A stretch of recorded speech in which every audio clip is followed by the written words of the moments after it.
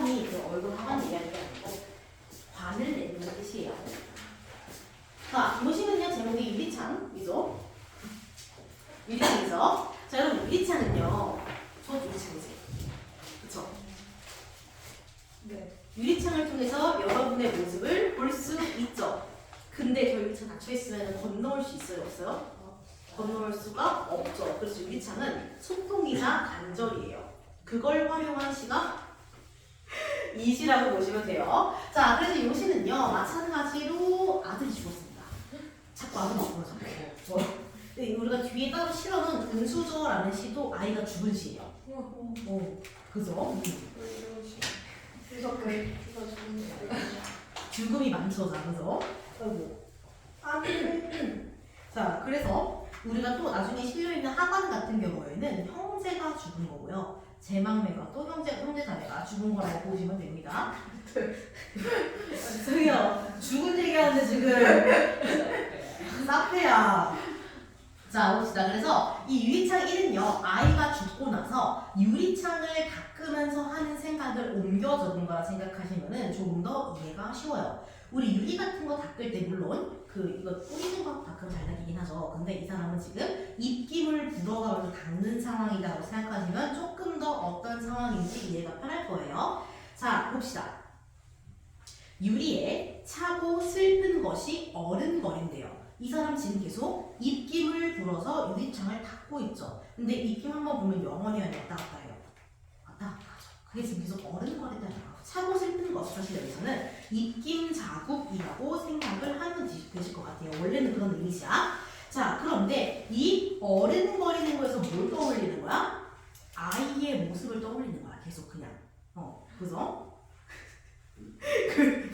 그래요. 그 다음 여럿이 붙어져서 계속해서 입김을 부는 거야. 길드는 양, 그러니까 뭔가 길들인다는 느낌, 강아지 같은 것들. 길드는 양, 언날개를 파닥거린대. 이건 계속 입김이 지워졌다 생겼다 하는 모습을 날개가 파닥거린다라고 표현을 한 겁니다. 그렇죠? 그래서 지금 이걸 우리가 입김을 보면서 아이를 떠올리고 있다는 것을 머릿속에 넣고 가셔야 돼요. 그래서 내가 입김을 불어서 지워, 그리고 봐, 또 지우고 봐. 그걸 계속 반복하는 거야, 행동을.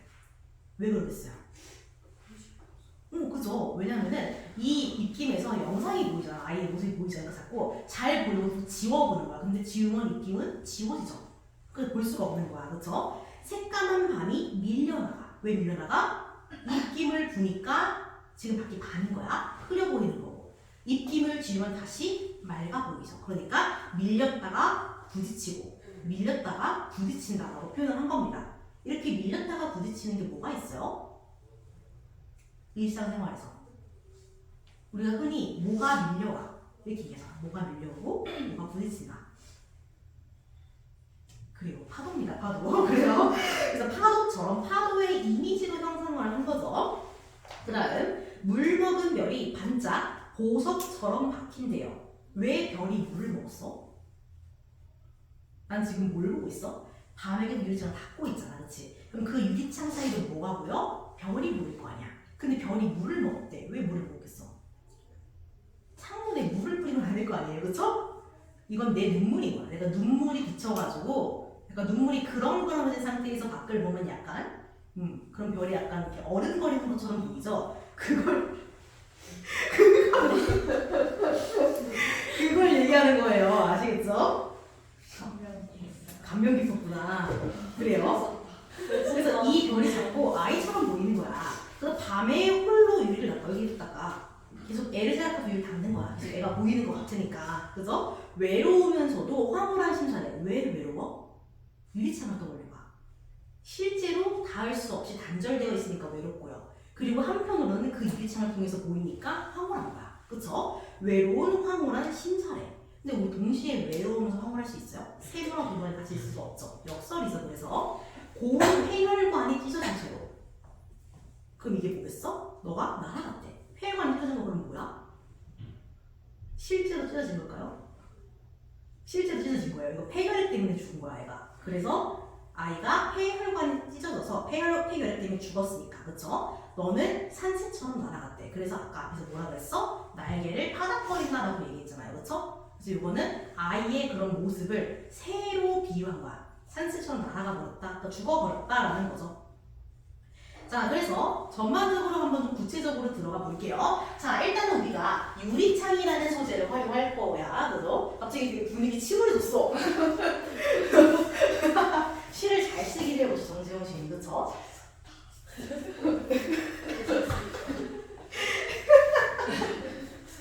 지금 약간 내가 짝대가지고 기분이야. 이런 시를 계속 보면 이제 감흥이 없어져요. 근데 여러분을 보니까 참 감명 깊네요. 그래요. 자, 그래서 나는 지금 무엇을 하고 있는 상황인지 봐야 돼. 자, 시적 화자가 드러나 있어요? 안 드러나 있어요?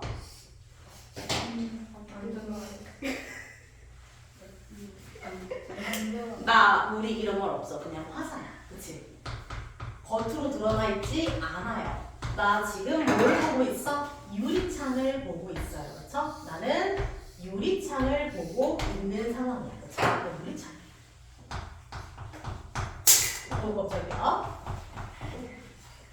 자, 그런데 우리 이 유리창이라는 건요, 속성이 두 가지였죠. 유리창은 투명해요. 그래서 잘 보여. 그래서 내가 뒤에서 지켜보고 있는데 얼굴로 욕을 할 수가 있죠. 그죠? 그렇죠? 그래서 유리창은 소통의 매개체입니다. 첫 번째로. 그쵸? 계속해서 내가 그 틈으로 사람을 지켜볼 수 있으니까요. 그쵸? 자, 그래서 이거는요, 일단은 연결 소통의 매개체라고 보시면 돼요. 한편으로 어때? 이 유리가 막 닫혀있는 이상 나는 그 밖으로 영원히 갈 수가 없어. 그렇기 때문에 단절이야. 그럼 유리체 굉장히 이중적이에요. 소통 연결의 창구이자 매개체이자 단절의 매개체이기도 하죠. 그렇기 때문에 이 유리창은 어때요? 굉장히 이중적이다라고 봐야 되죠. 이중적인 성격을 드러낸다라고 봐야 하는 겁니다. 그래서 나는 이 유리창을 통해서 계속해서 죽은 아이의 모습을 보게 되죠. 자, 그래서 내가 이 유리창을 닫고 있어. 청소를 하고 있어요. 청소를 하려면 이제 뭐 물론 그 뿌리된 게 있으면 좋겠지만 없으니까 입김을 계속 불어가면서 청소를 하고 있는 상황이야. 그래서 이 유리창에 뭐가 생겨? 입김이 계속해서 서리고 있는 거죠. 그렇죠? 그래서 이걸 통해서 내가 뭘 봐? 아이의 영상을 보게 되는 거야. 그렇죠? 그래서 이걸 통해서 아이의 영상을 보게 돼.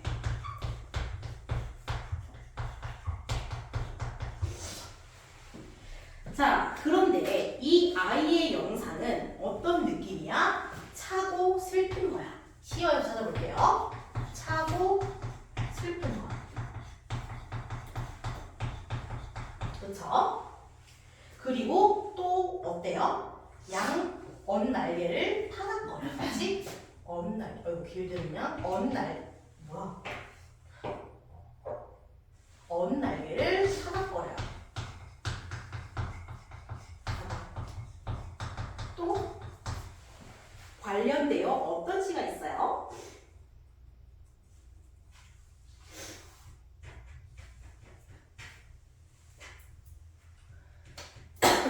뭐 그래서 밤이 밀려와 뭐 이런 것도 되고요. 그치? 밤이 밀려는 유리창에서 보긴 해야겠지만 그쵸? 그리고 보석처럼 막히기도 하고 그쵸? 자, 그래서 우리는 이 언날개를 타닥거린다는 거에서 뭘 떠올려야 돼? 마지막 줄에 산새를 떠올려야 돼. 그쵸? 산시옷새라고 나오죠. 안 나오네. 원래 산시옷새인데 원문은 자, 산새를 떠올리게 되는 겁니다. 자, 산새는 어떤 속성이 있어요? 산새는 금방금방 폴로 날아가요. 그래서 나뭇가지에 오랫동안 머무르지 않고 금방 떠나는 거야. 그래서 그만큼 허무하게 빠르게 가버렸다라는 의미도 되는 겁니다. 그렇죠? 그래서 이게 굉장히 잠시 머무른다는 특성이 있어요. 그래서 허망하게 떠났다라는 이미지를 줄 수가 있는 거죠. 그렇죠? 자, 그래요. 그럼 그 다음으로 내가 유리창을 통해서 또 보는 게 뭐가 있는지 볼까요? 자, 유리창을 통해서는요, 나는 뭘 봐요? 너무 짧긴 하다. 그럼 볼게요. 자, 나는 이 유리창을 통해서 밤을 보죠. 밤을 보고요.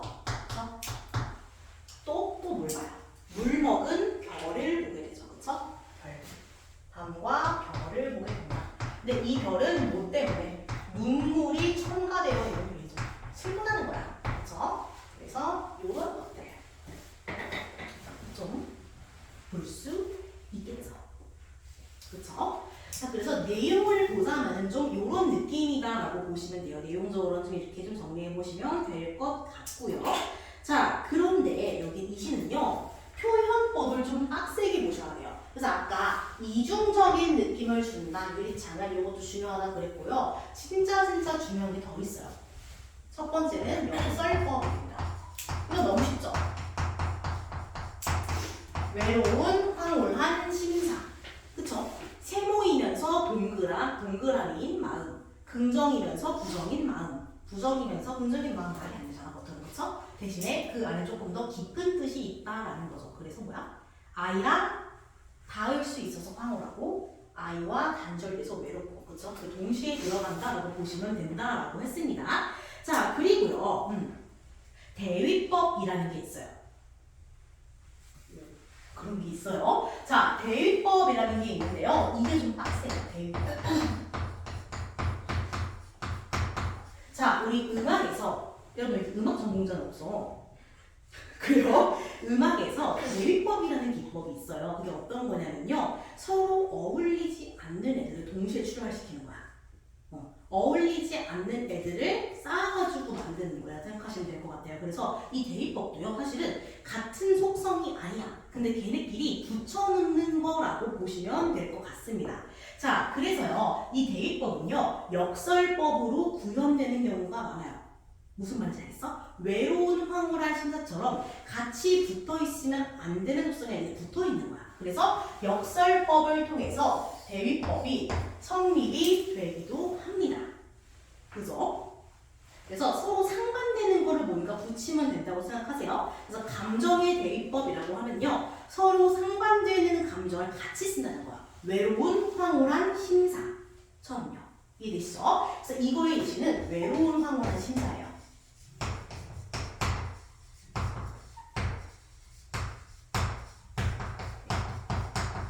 그렇죠? 그래서 역설도 돼. 왜?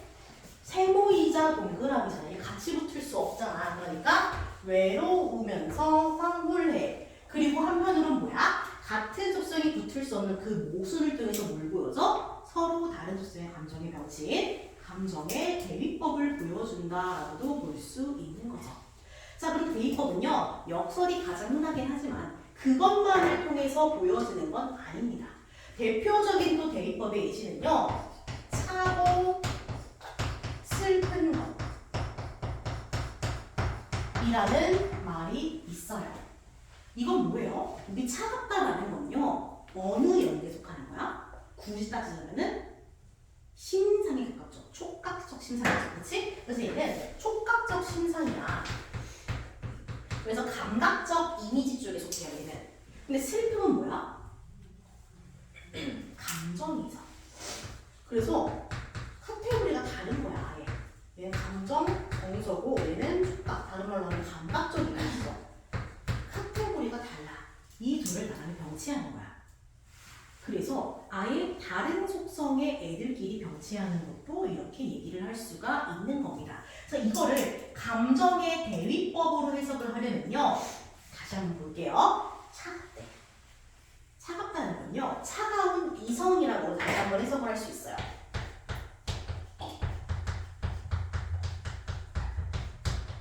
이거는 뭐예요? 그냥 말 그대로 슬픈 감정이죠. 그쵸? 그래서 나는 내가 지금 아이를 잃어서 느끼는 그런 슬픈 감정 같은 것들을 이성으로 억누르고 있는 거야. 그래서 요거는 이제 그냥 슬픈 감정. 얘네가 대립하는 거야. 그래서 나는 이 슬픈 감정을 차가운 이성으로 뭐 하고 있어? 절제하고 있는 겁니다. 절제하고 있는 거예요. 중요한 표현입니다. 그래서 이 시는 굉장히 슬픔을 절제하고 있다 라는 문장이 진짜 많이 나와요. 극도로 절제하고 있는 거예요.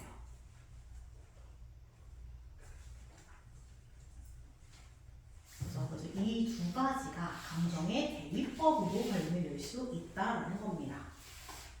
그렇죠? 그래서 이것은 어쨌든 그래서 어떻게든 이 이성으로 그렇죠? 이 차가운 것으로 감정을 억눌러 보려고 해요. 근데 사실은 자식을 잃은 슬픔이 그렇게 쉽게 극복되지 않죠. 그래서 그럼에도 불구하고 절제하고 있지만 여전히 슬픔이 굉장히 잘 드러나고 있는 시죠. 자, 자, 그래요. 그래서 이 시는요, 일단은요, 특징이 첫 번째로 당연히 슬퍼요. 잃었으니까. 그렇죠? 애상정이에요. 자식을 잃었으니 슬프겠죠.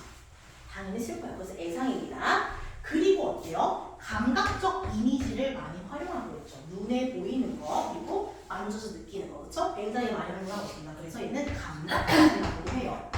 그리고 한편으로 어때요? 이 시를 읽을 때 머릿속에 굉장히 이미지가 잘 그려질 겁니다. 마치 유리를 밤에 닫고 있는 그런 영상이 잘 떠올릴 거예요. 그래서 우리는 이걸 그림 같다라고 해서 회화적이라고 얘기를 하기도 합니다. 이 사람은 밤에 유리창을 딱 뜨면 이런 생각을 하고 있다라는 거죠.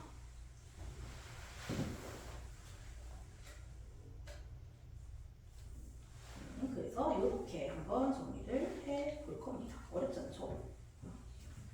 근데 그러면 역설법은 다 대입법이 되는 거예요? 역설법을 통해서 보통 대입법이 성립이 되거든요. 근데 저런 경우에는 감정이 저렇게 대립하는 서로 다른 감정이 들어가는 경우에는 근데 그럼 왜 앞에서는 대입법이 되는 거예요? 어떤 거요? 그냥 앞에 시들에서는 응. 역설법만 적혀져 있고 대입법이 아, 그 슬픔이 분해 같은 거? 응. 그런 것들은 논리적으로 구조가 되게 대립되는 거라서 그래. 감정이 두 개가 대립되는 게 아니고 얼어 죽은 사람이 또다시 얼어 죽는 것 같이 논리적 거는 논리상의 문제입니다. 이해되시나요? 그런 느낌이라고 보시면 됩니다. 슬프시죠 되게? 그래서 여러분들이 뒤에 뭘 은수저로 다 이런 얘기예요. 은수저.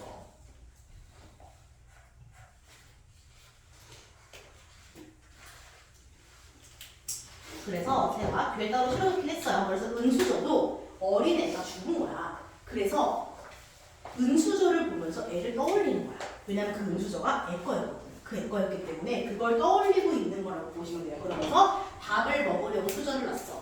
애기 수저를 놨어. 근데 그 수저를 쓸 사람이 없는 거야.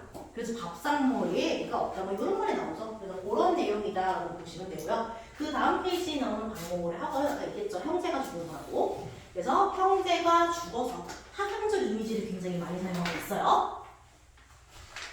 눈물도 하강적 이미지 많이 들어가요. 떨어지는 거니까.